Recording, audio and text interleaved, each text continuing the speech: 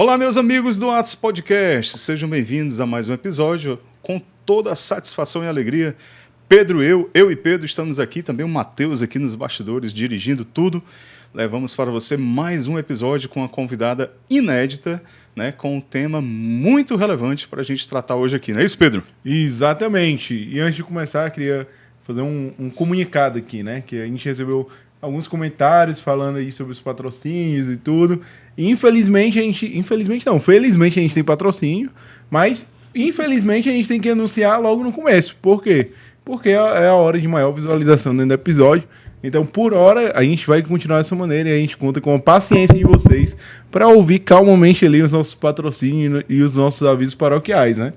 Exatamente. Agora tem uma forma da gente não precisar dos nossos patrocinadores. Você sendo um patrocinador. Então, se todo mundo que está inscrito no canal, né? Desse R$1. R$1 por mês. Tava resolvido. Tá certo? Aí a gente não precisaria, né, ter essas empresas, mas que bom que nós temos pessoas, né, empresas que se associam ao nosso apostolado para nós levarmos esse conteúdo para você, tá bom? Então reze por esse pessoal aqui que eu vou falar agora. Normatel Home Center, tudo para a sua reforma ou construção, QR Code aqui na tela, para você estoquear aí o Instagram da Normatel e conferir as lojas, as ofertas, tudo que a Normatel pode lhe oferecer, tá bom? Inclusive você pode fazer cotação e pedido aí pelo WhatsApp com o link que está na bio do Instagram da Normatel, ok? Normatel Home Center. Bezerra Oliveira, tudo para autopeças, motopeças e também automação industrial. Bezerra Oliveira, uma empresa presente no Norte e Nordeste, várias lojas e fazendo 60 anos, hein? É uma empresa sólida que é genuinamente cearense. Então segue também a Bezerra Oliveira, você pode obter aí com o QR Code está aqui na tela, as informações também de tudo que a Bezerra Oliveira pode proporcionar aí para você, especialmente motopeças e autopeças, ok? Bezerra Oliveira. Divina Comida. Divina Comida é o nosso outro parceiro que oferece um cardápio maravilhoso, self-service altamente diversificado e à noite aquele à la carte ainda com rodízio de massas e pizzas, aquele rodízio que o Matheus tanto ama. Então, se você quer fazer um almoço de negócio com a família, né, fazer um pequeno evento num espaço climatizado, é lá no Divina Comida a sua melhor opção, tá bom? Segue aí o Divina, inclusive fazendo seu pedido delivery por meio aqui do QR Code que está na tela, ok? E por fim, Felipe Rabelo Imóveis, toda a solução para uma boa negociação imobiliária com segurança jurídica. Você entra em contato aqui também, por esse QR Code está na tela. Você será muito bem atendido pelo time da Felipe Rabelo Imóveis. Se você quer adquirir um imóvel ou colocar o seu imóvel à venda, é com a Felipe Rabelo Imóveis, ok? Então, nosso abraço, nosso muito obrigado e nossas orações por todo esse time aí de patrocinadores que acreditam no nosso apostolado. E a gente convida você a acreditar também. Primeiro, intercedendo, rezando por nós. E depois, né, Pedro, fazendo o quê? Você pode contribuir aqui com o canal, fazendo aí, pro Pix aí, o Pix é atospodcastoficial@gmail.com. E aí você vai ajudar muito no nosso trabalho para trazer convidados cada vez melhores aqui para vocês, tá bom? É isso aí, gente. Então já deixa o like, tá bom? Se inscreve no canal se ainda não é inscrito. E por último, queremos deixar aqui o nosso convite para o nosso super evento que vai acontecer no dia 15 de outubro deste ano, 2025. Bota aí na tela, diretor. Bota aí, diretor. Cadê o chroma aqui lá Tá feito, mano. Ô, diretor, deixa pronto já aí, né, mano? O pessoal já tá com Não, senhor. Não, senhor. Aqui é especial. O Padre Roberto, bem-vindo. Nosso querido amigo Padre Roberto, bem-vindo. O sacerdote exorcista vai estar aqui conosco num evento inédito, exclusivo. E você não pode perder. Corre, já garante sua vaga. Aqui na descrição do vídeo vai ter o link para você adquirir logo o seu ingresso. Pedro, já está no segundo lote, cara. Já está no segundo lote, já está virando. As vagas são bem limitadas. Bem limitadas. O tamanho do auditório. Exatamente. Então, corre. Tua família já garantiu o ingresso? Minha família já garantiu, todo mundo já? pessoal vai lá cara. de Portugal, vai vir, mas já garantiu já. Tua sogra também já? Minha sogra também. Sogra é importante estar presente. Viu? Vamos pedir pro Padre Roberto dar uma bênção especial para as sogras. Exatamente. Um abraço para minha sogra, ela não perde um episódio, viu, cara? Cadeira cativa. Gente, então, contamos com sua presença, a gente se encontra lá no episódio, no evento Guerra Invisível, tá bom? Um encontro com o exorcista Padre Roberto, bem-vindo. É isso aí, para você que acha ruim os nossos informes patrocinadores, infelizmente, peça a Deus o dom da paciência, mas terminamos por hoje e vamos passar agora para a nossa convidada. Estamos aqui hoje com Kerma Caçula. Seja bem-vinda, Kerma. Muito obrigada, meu irmão, muito obrigada pelo convite. É uma grande alegria estar aqui hoje, nesse dia, né, fazendo esse episódio, né, do Atos Podcast. Que bom, viu? Muito obrigado por ter aceito o convite. O Jorge, muito gentilmente, desde a primeira vez que a gente conversou, que ele deixou as portas abertas aí pra gente conversar. Muito obrigado, Kerma, tá? Eu que agradeço. Kerma, e assim, você não tem homônimo, né? Você já encontrou alguém com o mesmo nome? Já sim, já. Mas Kerma Caçula? Não, Caçula não. Caçula? Caçula é o sobrenome, né? É. Não tem. Mas Kerma já vi, acho que uma pessoa de Natal, se eu não me engano. Uma mulher de Natal. Olha aí. Mas é bem diferente. Mas essa combinação é única, né? É única. Kerma Caçula. Kerma Caçula. E Caçula é sobrenome mesmo? Sobrenome mesmo, do pessoal lá do Cariri. É Minha mesmo? família é do Cariri. Família bem pequenininha. Família Caçula é pequena, né? Tem algumas pessoas no Crato e outras pessoas lá pro lado do Camusim. Sim, entendi. Kerma, então vamos conversar um pouquinho sobre a comunidade Rabone de Maria. Quero já deixar o abraço aí para todo mundo que está acompanhando da Rabone, tá, pessoal? Deus abençoe a todos, essa comunidade aí que Fortaleza toda ama, né? Referência quando se trata em oração de cura e libertação. Falar um pouquinho sobre o carisma de vocês, sobre a história do seu pai, o saudoso Júnior Caçula, e também você, que hoje está à frente, né? Que Deus lhe colocou, fez esse chamado. Sim. Porque não é que é filho ou filha que obrigatoriamente vai seguir o legado do pai, né, Kerma? De maneira Mas alguma. de alguma forma Deus lhe tocou ali. E a gente quer levar para as pessoas que conhecem a Rabone de Maria como é que foi isso, né? Então vamos lá para o iniciozinho. Como é que foi então, Kerma, a tua infância com o Júnior?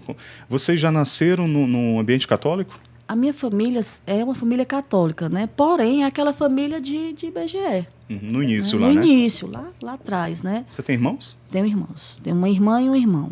Um mora aqui e o outro mora em São Paulo. Né? Mas não são engajados. Tá. Então, assim, minha família é uma família católica, mas não era de estar na igreja. Né? Nem o Júnior era? Nem ele, né? Então, assim, depois que ele casou e tudo, né? Os filhos vieram e ele sempre teve esse chamado para o ocultismo.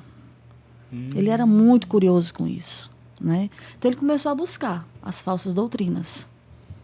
Então, tudo isso chamava muita atenção dele. E quando a gente estava na adolescência, a gente foi embora para Rondônia, porque pela situação financeira ele quis ir para lá para ver se a gente melhorava um pouco mais. Aí lá foi que o negócio desandou mesmo, né? Que era muito mais fácil do que aqui. Aqui ele tinha, né, algumas pessoas que ele procurava, da Umbanda, do Candomblé. E aqui é um ambiente mais católico, né? Sim, com certeza. E lá na região norte não tem muito isso, né? Então tem a questão indígena, que já propicia isso também. Então, lá ele começou a procurar também. Né? Era pajé, era guru, né? Era banho disso, banho daquilo, para satisfazer. Né? Ele tinha sua curiosidade com o mundo sobrenatural, é isso? Exatamente. Né? E foi através disso que o chamado dele veio. Né? Foi através disso, porque quando ele começou a buscar, aí ele começou a entrar também numa grande depressão. Uma grande depressão. Então, assim, a gente passou lá ainda alguns anos morando lá. Os estudos naquela época, a educação não era essas coisas todas. Eu tive que voltar para o Ceará e ele ficou lá. A minha família ficou lá. Eu vim estudar aqui. E ele preferiu vir para cá porque a questão da saudade e tudo, né? A gente tinha um vínculo muito grande, sempre teve. E ele voltou com essa grande depressão para cá. Ou seja, aquilo que ele buscava ainda não tinha preenchido o coração dele, né? Só esvaziava cada vez mais. Cada vez que ele procurava essas coisas, esvaziava mais. E diga-se de passagem que ele era maçom nessa época, né? Ele renunciou a tudo isso, mas ele era maçom. Então, quando eu voltei para cá e minha família voltou também, né? Eu fiquei aqui em Fortaleza e ele foi para o Crato, né? A gente tinha uma condição boa, né? E ele foi para o Crato, morar lá para começar do zero novamente. E a depressão acompanhando. Né? E ele cada vez mais definhando mesmo como pessoa, né? Não falo nem espiritualmente, porque isso aí ele não tinha questão da espiritualidade, né? Então eles ficaram lá e eu aqui. E a depressão aumentando, eles não, vamos para Fortaleza.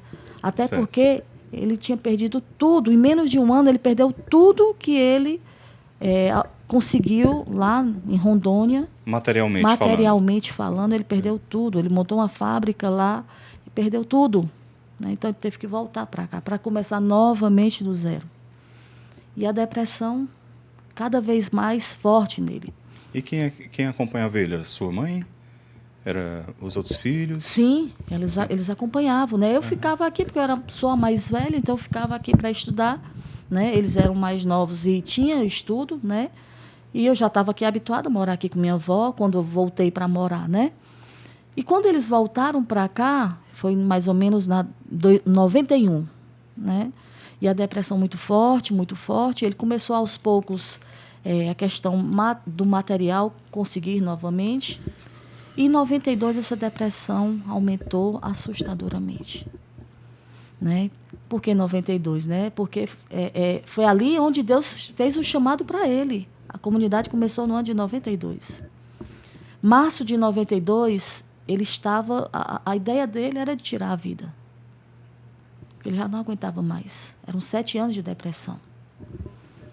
E ele, um dia 8 de março de 92, ele foi ali para o escritório. Meu tio tinha um escritório ali no Palácio Progresso, no centro, né? Certo. E ele foi para lá. E chegou, ficou lá no 8º andar, olhando lá para baixo, estava fechado o escritório ainda. E ele disse, eu vou pular. E ele disse, né, ele já contou várias vezes o testemunho dele, e o elevador fez aquele plim, né, chegando, né, no andar que ele estava. E aquilo ali fez com que ele acordasse. Ele disse, meu Deus, o que é que eu ia fazer da minha vida? E ele não esperou nem meu tio chegar. Ele já voltou para casa, se trancou no quarto e chorava. E quando foi à noite, minha avó ia para um grupo. Ela participava de um grupo ali na Igreja de Fátima. E ela morava num apartamento do lado, né? E ela ia passando e ele viu. Né? Já no finalzinho da tarde, para a noitinha, ele já tinha saído do quarto, estava na varanda, e ele viu minha avó passando. E disse, a senhora vai para onde? Eu disse, meu filho, você sabe para onde eu vou? Né? Toda segunda-feira.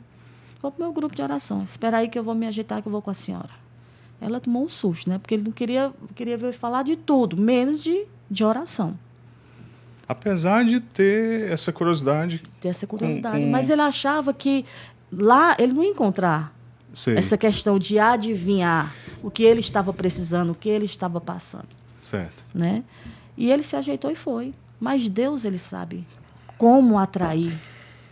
E sabia que a forma de atrair era através exatamente disso, dessa questão da mística. E ele ficou lá no grupo de oração, ele não sabia onde colocar a mão. Né? Naquela época, a renovação era bem mais fervorosa do que hoje. Né? Graças a Deus, está voltando. Né? Mas naquela época era bem fervorosa. E o pessoal balançava os braços, batia o palmo, e ele com a mão dentro do bolso, tirava, não sabia onde colocar. Né? Um peixe fora d'água. E no final do grupo ele pensou, né? Isso eu estou falando porque ele contava isso para a gente, né? Ele disse, eu não volto aqui nunca mais. E foi saindo, um rapaz tocou no ombro dele.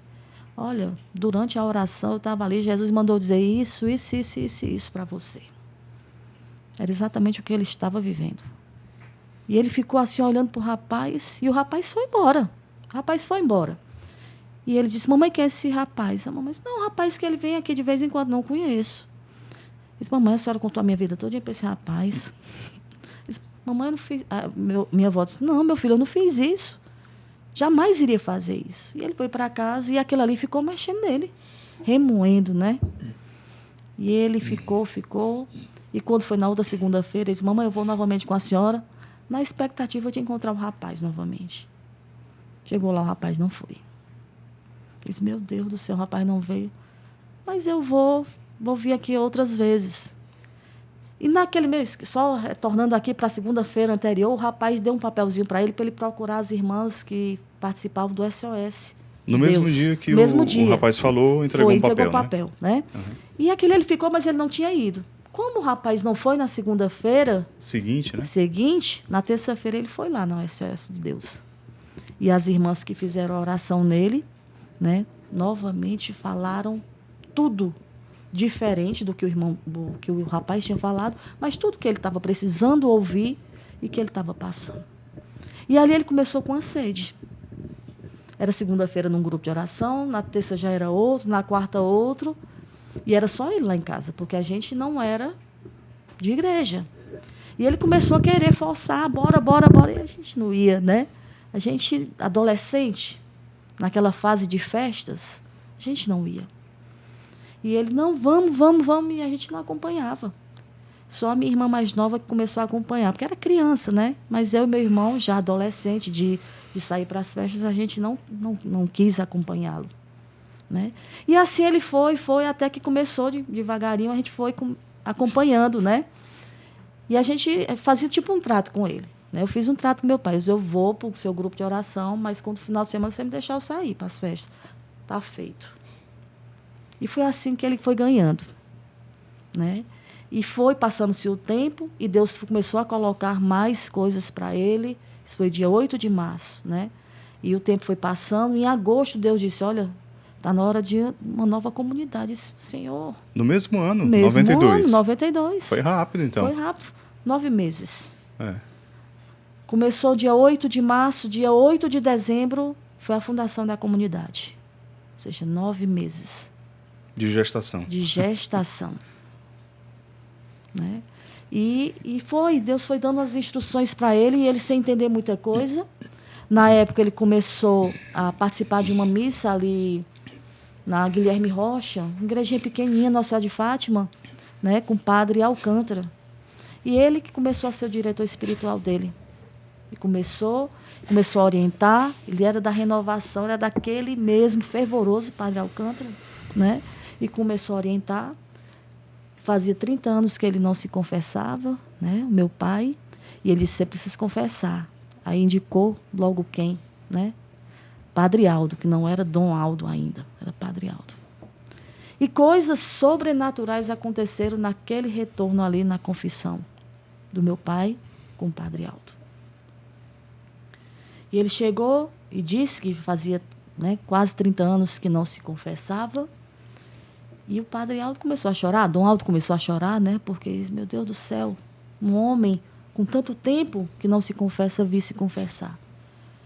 E Dom Aldo era muito místico, né? Você conheceu Dom conheci Aldo, né? Ele celebrou a missa de 15 anos da minha irmã. Olha aí.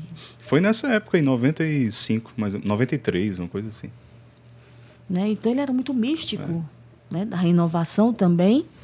E ele, quando meu pai sentou, ele disse, tem um senhor atrás de você. Né? E ele disse, o senhor atrás de mim? Ele disse, ele está dizendo que ele tem um nome dele, eu estou aqui, Deus está colocando no meu coração que o nome dele é um apelido. Aí meu pai, apelido? Aí meu pai achava que podia ser que meu avô já era falecido, podia ser Deus mostrando meu avô, enfim, começou a dizer. E ele disse, não, o nome é Caçula. Ele disse, não, Caçula é o nosso sobrenome. E Jesus está do lado desse senhor. Né? Dom Aldo falou para ele. E Jesus está dizendo, esse senhor, que ele intercede muito pela sua família. Meu pai começou a chorar e disse que era o pai dele, né? E é exatamente a comunhão dos santos isso, né? Algumas pessoas até confundem, mas isso aconteceu. E Dom Aldo chorava muito, né, nesse momento. E de lá para cá, Dom ficou sendo acompanhado por Padre Alcântara, pelo Padre Aldo. Dom Aldo, né? E assim foi, a comunidade começamos no Santuário de Fátima, né? E passamos ainda alguns anos lá e recebemos o convite para ir para o Dias Macedo, uma comunidade mais pobre, né? E a gente sempre teve um chamado de trabalhar com os pobres. Nós fomos para lá, né? Começamos um trabalho lá na igreja, com os pobres da região, né? E muita coisa nós fomos aprendendo lá e descobrindo também, né? Sim. E você, nessa caminhada aí do seu pai, você... Pronto, né?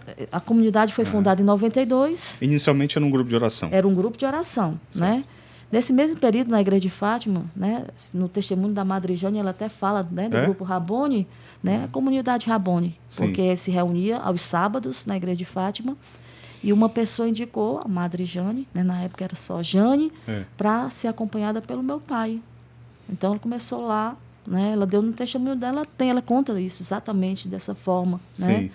E a gente ficou lá na Igreja de Fátima, depois foi para o Dias Macedo, né? E eu, né, comecei a acompanhar meu pai, né? Mesmo sem querer, era mais como um trato para ir para as festas, isso no primeiro ano, né, 92. 93, eu comecei com depressão também, uma grande depressão, né? E foi um período muito difícil, né? Já no terceiro ano do ensino médio, preparando para vestibular, e veio essa depressão, né? E eu me aprofundei mais na comunidade, né? Então, entrei mesmo na comunidade no ano de 93. 1º de outubro de 93, eu me consagrei na comunidade, né?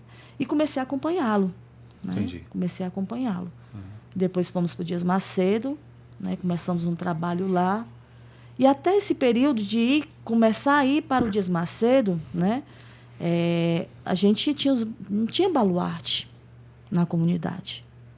Entendi. Nas orações do meu pai, aparecia um velhinho com barba.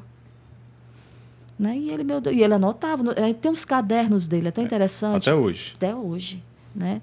O primeiro caderno de oração dele, né? Do que Deus ia revelando e ele ia escrevendo, né? Até o último dia de vida.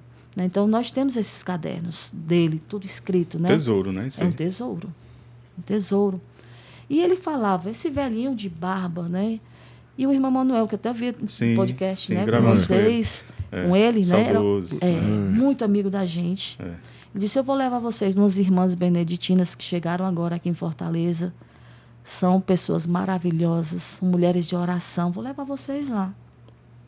E levou a gente lá no Dias Macedo. A gente já era do Dias Macedo. E nós fomos conversar com a madre, né? Madre Vera Lúcia, que hoje está em Arapiraca, no mosteiro beneditino lá em Arapiraca. E acolheu a gente, começou a conversar. E Deus colocou no coração do meu pai que falasse desse velhinho de barba. E ele começou a falar, e ela disse, meu filho, que velhinho é esse de barba? Não sei, irmã, só sei que ele aparece, não diz o nome dele. Eu não sei quem é. E eu tô aqui, tá aqui, ó. Ele mostrou o caderno. Ele disse, espera aí, que eu vou só ali para ver se você sabe quem é. E trouxe a imagem de São Bento. É esse aqui, meu pai, é esse mesmo. É esse mesmo. Ele disse, pois, meu filho, isso aqui é São Bento, é o nosso pai Bento. Ou seja, Deus já estava desde o início, isso foi desde 92 que vinha esse homem, e ele não sabia quem era. Isso eu acho que era 94, mais ou menos. 94, 95. E aí a gente foi apresentada a São Bento dessa forma. E virou o baluarte. Virou o baluarte. Já era e a gente não sabia. Não sabia, né? Já era e a gente formalizou não sabia. Ali, né? Isso. Né? Legal, viu? E o tempo foi passando e Deus foi revelando mais coisas, né? Mas o nosso trabalho lá no Dias Macedo foi um trabalho muito árduo, né? Porque a gente trabalhava com os pobres, né? Lá. Ganhamos um terreno e fomos conversar com o padre, na época, né? O padre Giovanni. E a gente ganhou esse terreno aqui, mas está dando para a igreja, porque Deus coloca no nosso coração que tem que ser construída uma capela.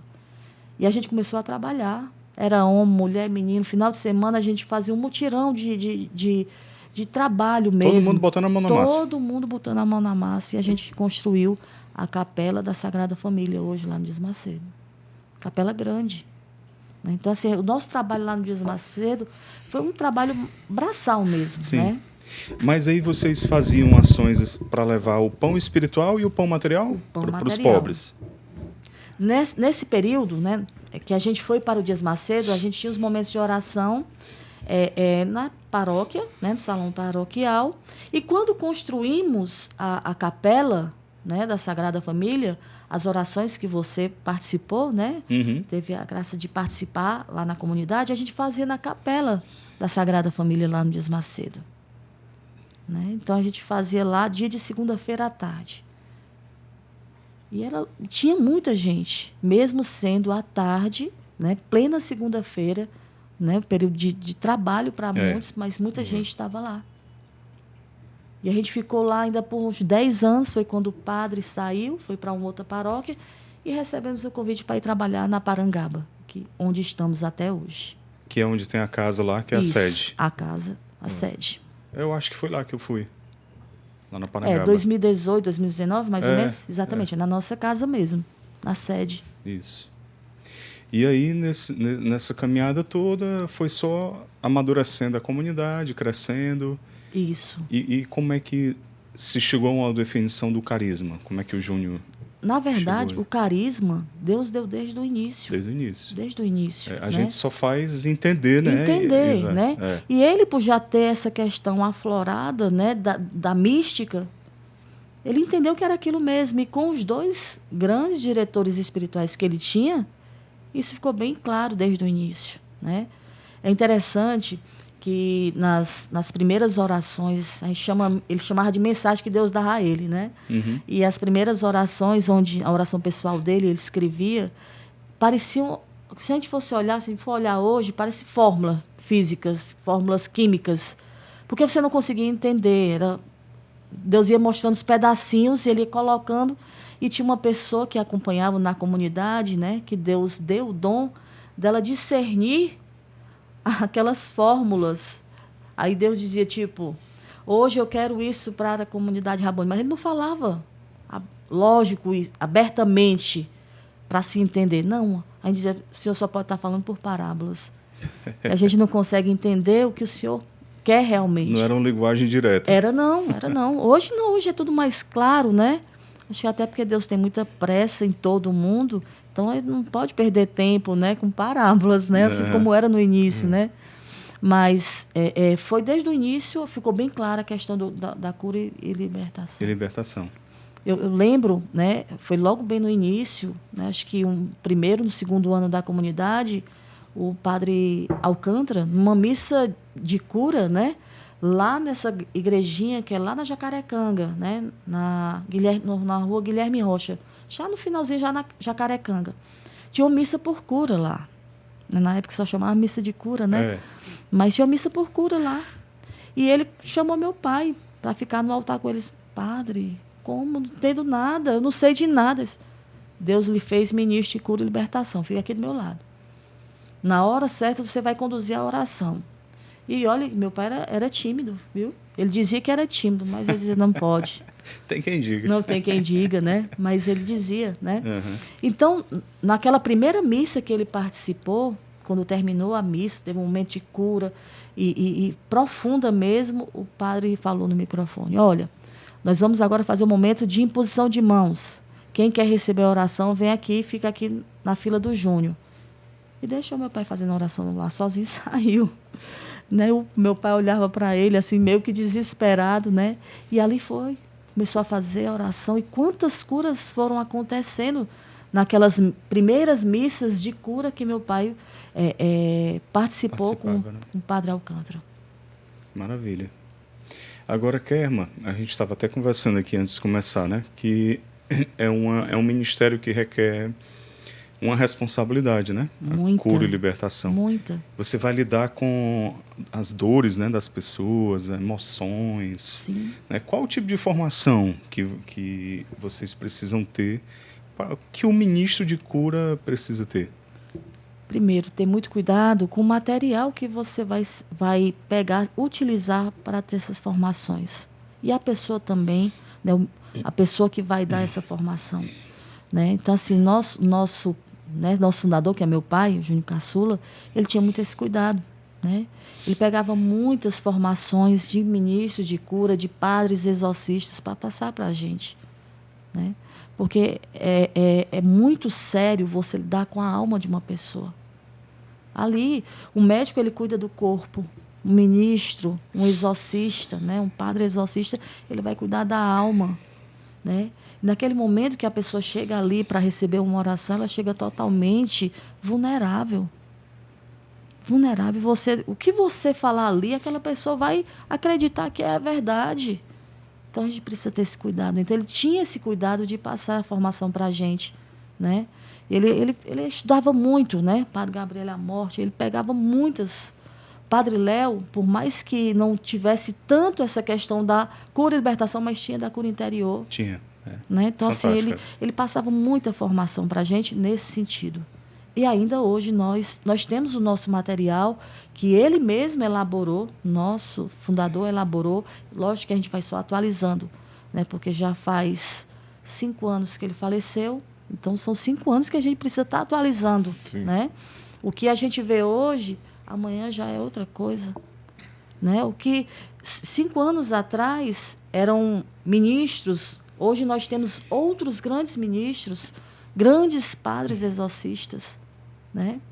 Então, a gente está sempre se atualizando. Ele participou de um encontro para exorcistas leigos, né, padres e leigos, né, lá em São Paulo, em 2018. Ele participou desse encontro. Eu não sei se foi o primeiro encontro que houve aqui no Brasil, mas eu sei que foi em São Paulo. Eu acho que foi o primeiro lá em São Paulo. Estão acontecendo outros, né? Já de lá para cá, eu já vi alguns encontros, né? Inclusive algumas comunidades amigas que estão fazendo. Mas ele participou desse. Ótimo. E até hoje vocês seguem formando novos ministérios. Sim. Até para o público externo, ou seja, de outras comunidades? Sim, muitas comunidades chamam a gente. Para ministrar esse curso, para ministrar os cursos, né? As formações, né? O que ele fazia em vida, a gente continua. A gente continua. As formações para cura e libertação, a gente continua fazendo. Aí, fora a formação para o Ministério de Cura e Libertação, existem os atendimentos, é isso? Nós temos os atendimentos. Certo. Antes a gente atendia, antes da pandemia, né, nas quartas e quintas. Hoje nós atendemos só na terça-feira, porque os outros dias já está tudo preenchido com outro apostolado. Né? A programação da comunidade. A programação. Né? Então, nas terças-feiras a gente faz o atendimento. Para o público em geral. Para o público em geral. Certo. Para o público em geral. E aí, quem quer ir, precisa agendar ou é só chegar? Faz o agendamento, né? Faz o agendamento. Por meio do Instagram? WhatsApp. Mas tem no Instagram tem também, lá tem. Instagram lá, né? E o que precisa para formação e o bom ministro de cura? Se a gente fosse elencar matérias, assim, não é matérias, mas assim, o que a gente tem que ter um zelo ali na formação? O zelo, a primeira coisa que eu sempre falo, né? Falo para as pessoas da comunidade, né? Os filhos da comunidade. Primeira coisa que tem que ter é responsabilidade. A segunda é querer, né? Querer servir. Porque eu querer ser ministro, né? Eu preciso trabalhar. Trabalhar para o reino. Não vou chegar e, olha, vou querer fazer oração só em esse público, esse. Não. Aparece gente de tudo quanto é jeito. Né? E a gente não sabe o que aquela pessoa está precisando. Talvez aquela pessoa esteja precisando muito mais do que aquela outra que eu acho que vai precisar. Então, para ser um bom ministro, primeira coisa, precisa ter responsabilidade. Segunda, querer. Terceira, em primeiro lugar, está a rezar. Porque um ministro que não reza, ele pode ser derrubado a qualquer momento. Né? Porque é tão óbvio, né? Mas precisa ser dito. Precisa ser uma pessoa de oração. Né? Precisa ser uma pessoa de oração, precisa rezar, né? Ter responsabilidade, querer servir. Né? E estudar. Né? Porque, mas não é um profissional. Mas é um ministro. Se um médico parar de estudar, ele vai ser um péssimo médico. Ele pode matar vidas ali. Se um advogado deixar de estudar, ele pode não absorver. Ele, naquele momento, conseguir a absorção daquela pessoa, do cliente. A mesma coisa é de um ministro de cura e libertação. Se ele não estuda, ele vai parar no tempo. Eu falava há alguns meses, dando uma formação, né, para a comunidade, eu disse, olha, nós precisamos nos atualizar sempre, porque o cão se atualiza. E essa atualização, você se refere a quê? Cultura geral, magistério da igreja? Tudo. Né? A gente precisa estar atento a tudo. Às vezes as pessoas ficam tão paranoicas, eu não posso ver isso, eu não posso ver aquilo, eu só tenho que ver coisas aqui. da igreja. Gente, se a gente for parar só para ver as coisas da igreja, ótimo, a gente vai aprender muita coisa. Mas as outras coisas, a gente vai ficar sem saber e a gente vai ser pego de surpresa. O mundo hoje está tão virado, né? São coisas tão absurdas, e se a gente não tiver por dentro do que está acontecendo, como é que a gente vai ajudar as pessoas? Chegar uma pessoa hoje aqui, né? A gente não sabe de nada do que está acontecendo, né? Dessas novidades, né? Que tentam implantar, o inimigo tenta implantar através das mídias. Se eu não sei, como é que eu vou ajudar uma pessoa?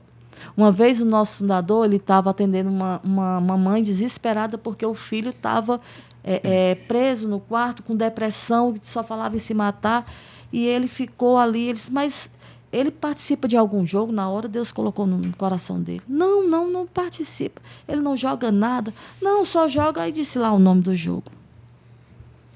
Aí o nosso fundador está aí, onde está toda a problemática do seu filho. Todo o problema do seu filho está aí. É nesse jogo.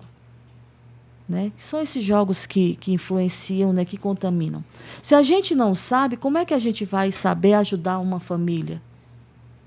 A gente precisa se atualizar também nisso. Por esse lado também. Além das coisas, né?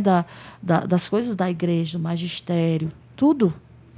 Tudo mesmo. Agora, acontece uma coisa que é muito complicada na minha visão, né? Para mim, um leigo, quando ele não é tão bem informado assim, quando ele começa a ter contato muito com esses objetos de curiosidade, que querendo ou não, um campo místico é um objeto de curiosidade, Sim. acaba que ele pode não ter o discernimento correto e acabar se tornando um escrupuloso, né? Que cai pro outro lado, que acredita que tudo é problema, tudo é pecado, né? E por outro lado, a gente também não pode ser laxo, né? Com Ao certeza. ponto de achar que nada é pecado Nada também, é né? pecado. Então, e os sacerdotes têm esse ministério incutido neles, que é um dom da sabedoria específico ali, de saber, não, meu filho, você está sendo escrupuloso, fique tranquilo, entendeu? E ele consegue ter esse dom de discernimento ali, que é próprio do ministério dele. Mas me parece que leigos, quando vão adentrar nisso, sempre acabam tendo um risco grande de meter os pés pelas mãos, né? Então, como que a senhora acha que os leigos podem adentrar nisso de uma forma mais saudável, né? Você falou uma coisa muito... que hoje está muito em evidência, os escrúpulos, né? E se a gente não tiver cuidado, nós somos derrubados pelos nossos escrúpulos, né? Uns mais, outros menos, né? Às vezes a gente erra tanto por achar que tudo é errado, como você acabou de falar, né? E às vezes o inimigo vai entrando e você nem percebe, né? Infelizmente, hoje o mundo está muito voltado para isso, né? Muitas pessoas estão totalmente perdidas nos escrúpulos, né? Nós tivemos uma formação sobre os escrúpulos agora recentemente na comunidade, e quando a pessoa que foi dar a formação começou a dar, disse, meu Deus, e as pessoas, meu Deus, eu não sabia que isso era escrúpulo. Eu sou escrupuloso, sou escrupulosa. Sim. Alguma vez na vida nós fomos. Eu fui, você foi, ou às vezes nós podemos até estar sendo, né? E a gente não sabe, né? Então a gente precisa realmente, na verdade, estudar tudo. Estudar tudo. O erro está exatamente por achar, como eu falava no início, né? As pessoas, é tão perigoso o Ministério de Cura e Libertação por isso. Porque muitas pessoas acham que podem tudo. Ah, porque eu rezo, porque eu estudo. Sim, mas aí, às vezes, vem os escrúpulos e derruba a pessoa. Por isso que é o errado, o perigo está aí. Alguns padres orientam muito sobre essa questão, né? Tem um padre Wagner que fala muito sobre isso. Leonardo Wagner, né? Leonardo Wagner. Wagner. Mas hoje vocês têm uma direção espiritual da comunidade? Tem um sacerdote que acompanha vocês? Temos o padre Rodrigo Castro. É daqui? Ele é o reitor do seminário. Do Seminário São José. Padre Rodrigo. Entendi. Sim. Kerma, vocês, além da oração de cura e libertação, vocês têm outras formas de evangelizar? Temos sim. Nós evangelizamos através da música, temos o Ministério de Música, né? Que onde chamam a gente vai, né? Temos também da pregação, temos as mídias, né? Que a gente evangeliza através das mídias, né? os terços que nós fazemos, né? Então, a gente evangeliza do jeito que Deus vai colocando, nós vamos fazer. Teve um tempo que a gente evangelizava através de revista. Era mensal. Hoje em dia não existe mais. Não existe mais, impressa, né? Era impressa. E era um valor muito alto. Né? E a gente tinha pouquíssimos patrocinadores. Na maioria das vezes, a gente tirava do bolso mesmo, para não deixar as pessoas ficarem sem aquela revista mensal. Né? O tempo vai se atualizando, né? Vai mudando. Então, a gente hoje não tem mais essa revista, mas a gente evangeliza através das mídias. Sim. Das mídias sociais. Joia. E vocês têm uma estrutura de comunidade de aliança, vida? Só comunidade de aliança. Aliança, né? É. Então, quem quiser pode fazer o vocacional e se consagrar. Pode fazer, sim. Inclusive, nós estamos até com as inscrições abertas para esse momento mesmo. Né? Do celeiro vocacional, que é logo no iniciozinho, para depois ser vocacional e tudo mais. Aí tem que ser ministro de cura para ir pro vocacional.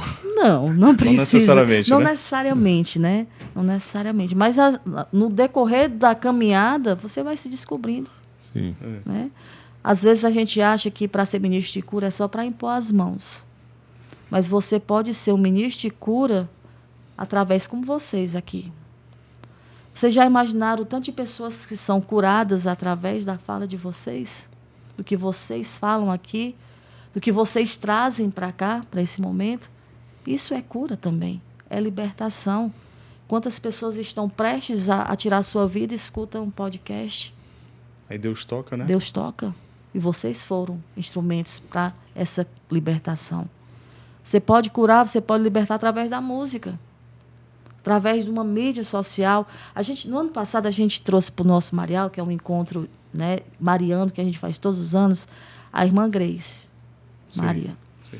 E a gente conversando, né, no intervalo, eu perguntei como foi que começou, né? Porque eu tinha visto algumas coisas do testemunho dela. E ela disse que nunca imaginou ser atendida naquela hora da madrugada num convento. E ela sentiu o chamado e ela mandou a mensagem de madrugada. E na madrugada mesmo ela foi respondida por uma outra irmã. E ela está lá até hoje. Então, ou seja, aquela irmã que usou uma mídia social, um Instagram, conseguiu, né, salvar uma vida, porque talvez se ela tivesse continuado do jeito que ela estava, que ela vivia, né, ela talvez tivesse se perdido. Então, tudo, se você levar conforme a vontade de Deus, aquilo que Deus quer, você pode curar e pode libertar. Por isso que eu falava, né, a pessoa para ser consagrado não, começar um caminho vocacional, precisa ser ministro de cura? Não, mas ele se descobre na caminhada. Sim.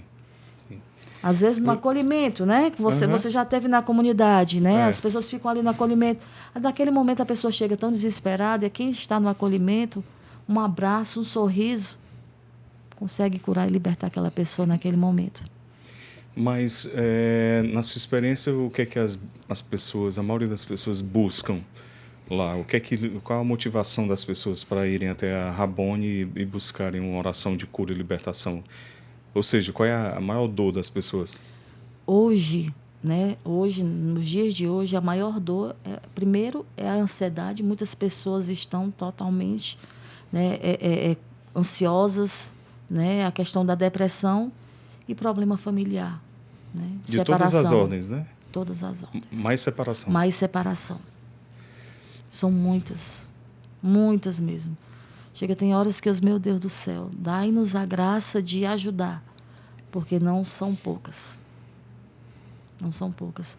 Eu tive agora no comecinho não, foi no final do mês passado, em uma cidade aqui do interior, a gente foi em missão para pregação e também momento de cura, né? Cura e libertação com imposição de mãos e aconselhamento. Olha, das pessoas que eu atendi, talvez 90% eram pessoas separadas, sofrendo com o adultério do esposo ou da esposa. Isso dói, né? Meu Deus do céu, como o inimigo entrou nas famílias. E entrou sem pena mesmo. Né? Entrou com força mesmo, como diz um fundador amigo da gente. É verdade. Mas aí vocês fazem um atendimento ali, naquele momento, e existe a possibilidade da pessoa ser acompanhada? Sim, a gente faz esse acompanhamento de oração, né? E faz o acompanhamento de aconselhamento, né? Tem um rapaz que eu estou acompanhando, né? Ele era dessa cidade que eu fui, né? E o fundador lá desse grupo pediu para eu acompanhar. Eu comecei a acompanhar. Já tem uns 2 meses que eu estou acompanhando ele, porque ele foi antes de eu ir para lá, né? Ou seja, estou indo do zero para cá. Uma pessoa que estava totalmente mergulhada no pecado, né?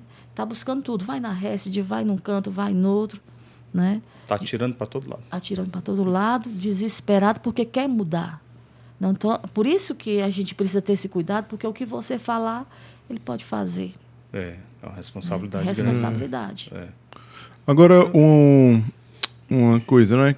Qual que é a diferença entre o acompanhamento e a oração de vocês para um tratamento psicológico, por exemplo?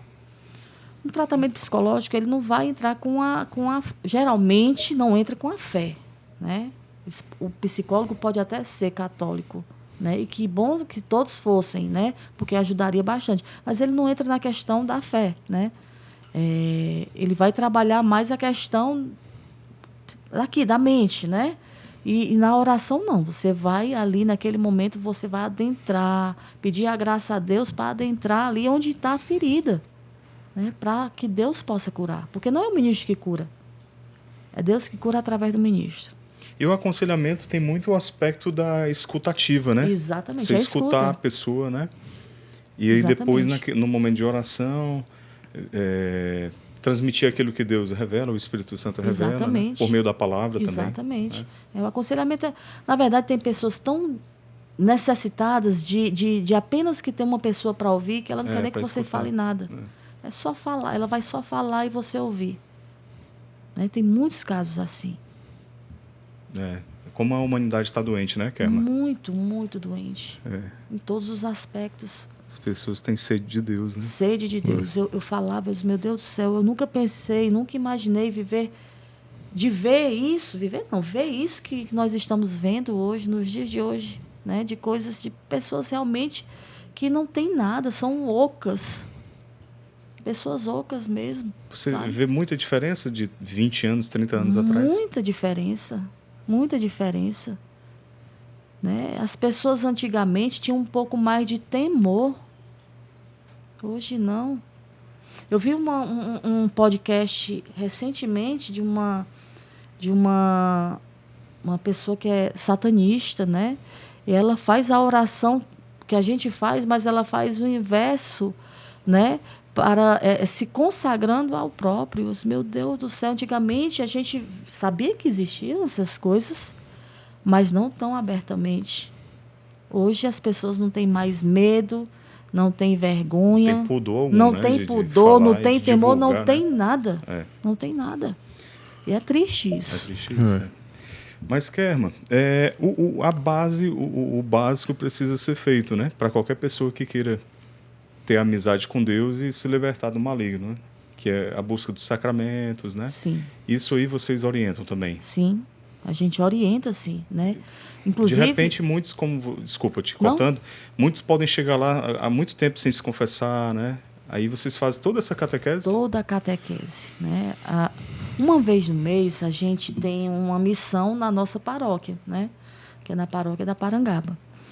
E foi confiado a gente, pelo nosso pároco, né, para cuidar de uma pessoa.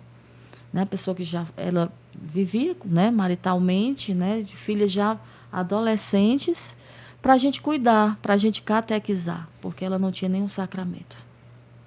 E a gente está fazendo esse trabalho do zero.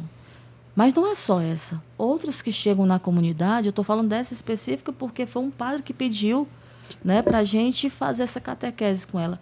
Mas a gente já passou ao longo da comunidade, dos anos na comunidade, muitas pessoas que não tinham nenhum sacramento. E que foram para a comunidade e a gente catequizando, evangelizando, começaram a buscar os sacramentos. Maravilha. Que bom, viu, Kerma? Parabéns por esse trabalho. Vocês têm um grupo de jovens que eu vi, né? Temos grupo de jovens toda quarta-feira, né? A partir das 18h30. E no mesmo dia também tem um grupo, que é o misto, né? Que é o grupo Ruá, que tem adoração. Aberto. Aberto. Então, quem quiser participar... Pode participar. Diretor, procura aí o nome do Instagram da comunidade, como é? É Rabone de Maria.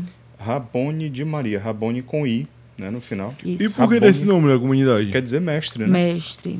Foi Agora a expressão de Maria, né? Maria Quando Madalena. Foi, Agora é tão incrível as coisas de Deus, né? Quando Deus pediu o nosso fundador para formar uma comunidade, ele disse: Senhor, quem? Ele disse: você. Ele disse: só eu. É só você mesmo, depois vão vir os outros. Ele disse: tudo bem. E ele começou, Deus foi falando algumas coisas, ele ia escrevendo no caderno dele. E ele disse: sim, mas qual é o nome dessa comunidade? Ele disse: o nome da comunidade é o nome daquele livro que você recebeu ontem, daquela pessoa, naquele grupo de oração que você foi. E ele não tinha visto como era o nome. E ele foi pegar o livro. O nome do livro era Rabone. Olha como Deus fazia antigamente, né? Por isso que a gente dizia que ele falava por parábolas, né? E ele, Rabone, né? E ele ficou Rabone, foi registrado como Rabone na época. E na mesma época surgiu um grupo, a gente era comunidade, mas surgiu um grupo que também era Rabone, né? E Deus chegou e disse: não, pois eu faço o seguinte, coloque de Maria em oração. Isso foi em oração, né? E meu pai colocou em oração, registrou novamente como Rabone de Maria. Foram poucos anos depois que ele deu o nome Rabone, né? Sim. E a gente até, na época, né, por ainda não saber tanta coisa, né? E a gente achava que era Maria, mãe de Jesus. E um dia a gente estava em casa quando o padre Lauro, não sei se vocês conhecem, que é da Nova Jerusalém, Não. exorcista também, que Sabe agora quem é, está Matheus? em Mossoró. Acho que está em Mossoró, se eu não me engano, ele está em Mossoró. Né? Ele é exorcista. E ele ligou para o meu pai: Júnior, eu descobri por que o nome é Rabone de Maria. E pai, foi, né, Maria? Não, eu vou dizer agora, Júnior. Meu pai, me diga. Ele disse: eu estava celebrando a missa e o evangelho de hoje foi falando sobre Maria Madalena. E era exatamente isso que Deus quer para vocês. E desde então, Maria Madalena passou a ser também nossa baluarte. Que foi exatamente ela que foi ao Isso, sepulcro, né? foi. E diz para o anjo, né? Foi. Rabone. Rabone. E Bacana, o viu, teu cara? pai, ele veio a falecer como? Como é que ficou depois do falecimento dele? Meu pai, ele tinha ele era cardiopata, né? Então, ele tinha tido um infarto no ano de 99, né? E foram tantas coisas que aconteceram ao longo desses vamos entrando por 33 anos de comunidade, né? E no ano de 99, nós estávamos nas vésperas do carnaval, que a gente faz o retiro de carnaval, né? E naquela época a gente fazia no Dias Macedo. E eu tinha ido trabalhar e ele tinha ficado em casa e ele começou a se sentir mal. E ele desceu, porque começou a passar muito mal. Ele ainda era fumante nessa época, né? E ele disse: eu vou fumar o último cigarro. Ele já sabia que estava infartando. Ele era um homem muito inteligente, estudava muito sobre tudo. E ele sabia que estava infartando. Ele dizia: eu sou tão inteligente que sou burro. Ele dizia. E ele disse: eu vou fumar o último cigarro para ver se passa a dor do infarto, né? E ele fumou e foi se acabando ali de dor mesmo. E a vizinha viu, já colocou no carro, foi mesmo na hora que eu ia chegando, né, do trabalho, e ele já foi para o hospital, só dizia assim: não pare nada, continue fazendo tudo. E ele foi para o hospital, chegou no hospital, o médico disse: eu dou 3 minutos de vida, daqui 3 minutos eu assino o atestado de óbito dele. E minha tia conseguiu uma vaga no Hospital do Coração e levou ele, né, para lá. E quando ele chegou lá, ele mandou chamar os filhos, né, biológicos, né, que ele achava que ia morrer mesmo, né? E naquele momento eu disse: pai, não se entregue não se entregue. Ele disse: pois peça a Nossa Senhora e a nossa comunidade para rezar. Ele era apaixonado por Nossa Senhora. E assim a gente ficou todos os dias que ele passou internado, 64 dias no Hospital do Coração. Todo dia tinha gente da comunidade revezando lá, rezando, né?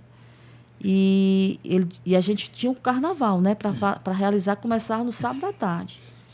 E ele disse: não pare nada, faça o evento. Eu disse: papai, não tem painho, você vai fazer o evento. Foi um evento muito difícil para a gente, né? Porque ele no hospital e a gente tendo que fazer tudo ali, e ainda preocupado porque ele não tinha feito cirurgia, não tinha feito nada. E não pôde fazer naquela época a cirurgia. Ele recebeu alta sem ter se operado, porque ele tinha uma bactéria. E não sabia de que era essa bactéria. Então deram alta, porque ele não podia fazer a cirurgia, porque era um risco de vida. Então ele passou de 99 até 2012, né, com esse problema no coração. Em 2012 ele foi se cansando mais, ele foi no médico, o médico disse, agora não tem mais jeito, você tem que fazer a cirurgia. Disse, mas doutor, e a bactéria? Diz, a bactéria a gente vai investigar para poder tirar de onde é que está vindo. Uns anos antes ele tinha feito uma cirurgia de vesícula e teve uma infecção hospitalar, lá na época, né? Mas foi tratado, ficou tudo bem. Só que ficou material dentro dele. E sabia, né? E quando um amigo dele, também cardiologista, disse, olha, procure a clínica, se eu não me engano é São Bento o nome da clínica, que lá eles vão descobrir essa bactéria.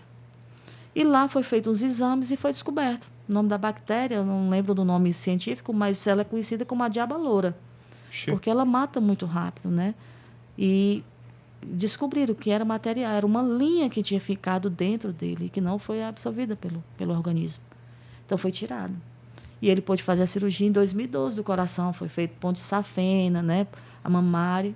Enfim, estava bem demais, né? E quando foi em 2020, ele faleceu no dia 6 de janeiro de 2020. No finalzinho de 2019, ele já estava bem assim, cansado. Ele cansava com muita facilidade. Uhum. E ele estava com medo de ter que fazer nova cirurgia. E quando foi dia 6, era uma segunda-feira, era o nosso retorno, que a gente tinha missa toda segunda-feira ali no Polo Esportivo da Parangaba. E a gente estava se ajeitando para ir para a missa. Ele já estava pronto. Eu já estava só esperando a minha mãe e o resto das pessoas, né, para se agitar para poder ir. E ele teve um infarto. Em casa? Em casa. Né? Então, assim, minha irmã era da área da saúde. Minha sobrinha correu, gritou, a gente jogou ele no chão, ela subiu.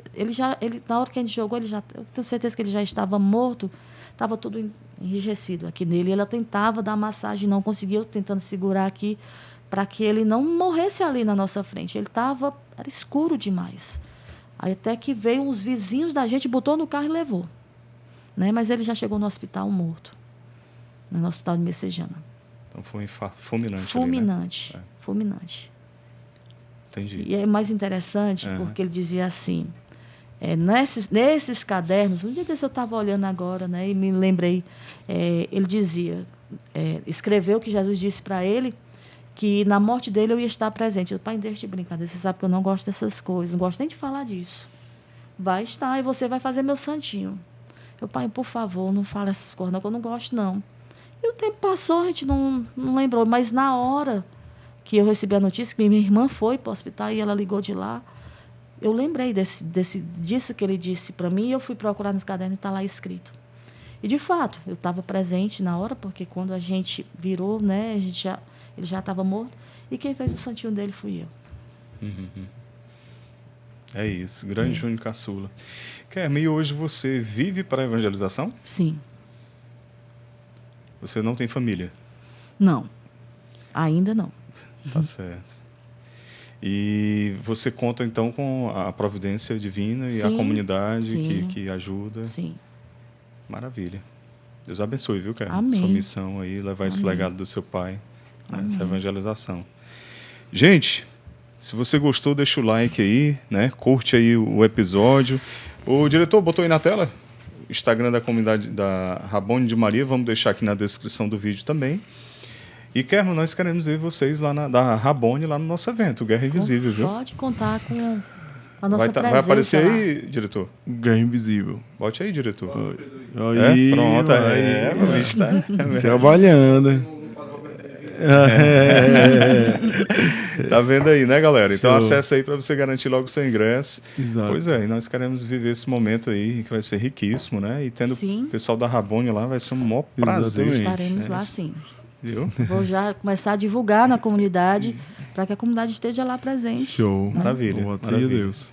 Kerma, muito obrigado. Foi muito bom. Alguma coisa que a gente esqueceu de falar? Alguma coisa que você gostaria de... A gente conseguiu falar quase tudo, né? Foi muito bom estar aqui com vocês, né? Vocês deixaram, assim, me deixaram totalmente à vontade, deixaram a comunidade à vontade. Né? Você pegou logo assim, né, que encheu meu coração quando disse que conhecia meu pai. Tive a alegria de tê-lo lá em casa. Foi muito, muito bom o momento que a gente teve com ele. Fez a oração lá por nós, pelo meu filho, né, que precisava. E a minha esposa, ela gostava muito. Faz muito tempo que a gente não vai lá. Vou até falar com ela para a gente retornar Sim. lá, né? Retornem, vai ser uma retornar grande lá. alegria recebê-los lá e lá também, meu irmão. Vou na hora. Combinar aí. As crises, a minha Cristiane e a Cristiana dele. Ah, é? São as crises. Cristiana. Viu? Gente, Jorge, quer deixar algum recado aí pra galera? Sim, sim. Tem um Texto tempo dos ainda? últimos- Tem, sim, mande aí. Vamos lá. O texto dos últimos, ele está pedindo para eu falar sobre o texto dos últimos Sim. dias, né? Que a gente É. tinha dado uma parada porque tive um problema de saúde na garganta, né? Sim. E a gente parou. Mas a gente vai estar retornando agora, em outubro, né? Sim. O texto dos últimos dias foi um texto em um momento de oração, Deus deu ao nosso fundador. É um texto exorcístico, né? O Senhor seja louvado, o inimigo acorrentado, né? E deu na década, acho que foi mais ou menos 2000, foi mais ou menos no ano de 2000, né? E de lá para cá nós começamos a rezar, né? E em oração também, né, Deus falou para o nosso fundador que esse texto ia além mar. E de fato, muitas pessoas, quando a gente começou a rezar, né, na internet esse texto, pessoas de outros países começaram a acompanhar. E nós vamos estar retornando agora, em outubro, rezar na internet. Mas ele é rezado toda terça-feira, antes das orações, nos nossos eventos, né?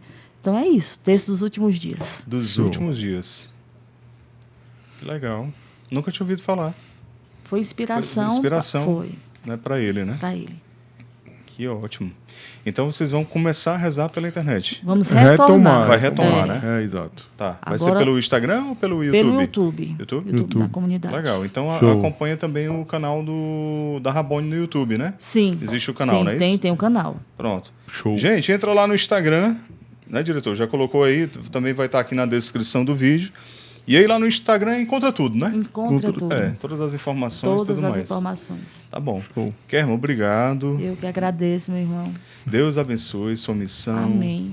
Toda a comunidade, o legado que você traz de seu pai. Amém. Né, que ele seja aí ainda por muito e muito tempo, o quanto Deus quiser e permitir, né? Sim, E atrair muito mais gente aí para Deus. Show. Né? com certeza. Que muitos sejam curados e libertos, né? Pelas Amém. mãos de vocês, viu? Amém. Gente, deixa aí nos comentários o que você achou aqui do nosso episódio com a Kerma Caçula. Curte aí, deixa o seu like, se inscreve no canal, né, Pedro? Exatamente. Faz tudo isso e... E também segue a Rabone de Maria e o Atos Podcast também lá no Instagram. Exatamente. Valeu. Ok? Valeu, até mais, gente.